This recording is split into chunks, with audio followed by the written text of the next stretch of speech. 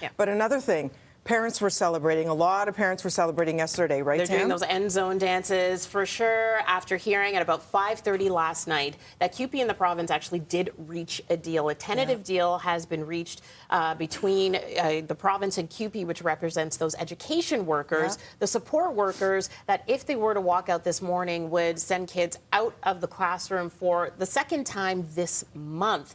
But a deal has been reached. The agreement was announced at about 5:30, like we said, even though there was a 5 o'clock deadline. Frank was mentioning that it was a lot of anxiety for parents who are waiting, refreshing those phones, trying to figure out whether or not they were sending their kids to school in the morning. So the two sides, they had agreed on wages. We knew that last week. It was all about additional support workers and services for students, like, for example, having an ECE, an early childhood educator, in every single kindergarten classroom, more additional education assistants, more librarians, and so on.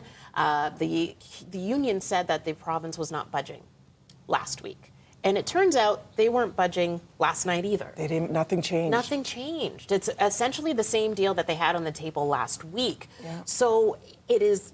The question is, what changed with the union? Why accept it?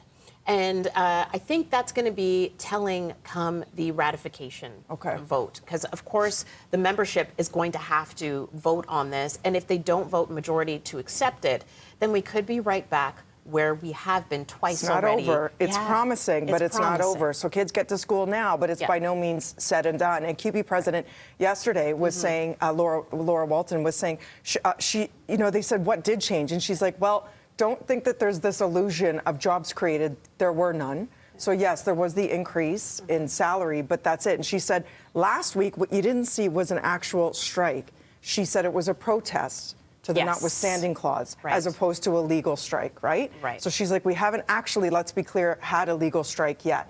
Today would have been the first. So, to make all that clear. But listen, for a lot of the parents who are in a scramble, I was checking Richard Sutherland's feed, not to be confused with Sutherland's feed. And that's how I found out yesterday. It was just after 5. So I can only imagine the relief so many parents feel for the kids who actually get to go back to class today. And Faiza Amin, Richard Southern is here all morning. He's going to be here all morning giving us the details on that. And that's what we're going to do. Throw it over to Faiz. Good morning, guys. Good morning, Faiza.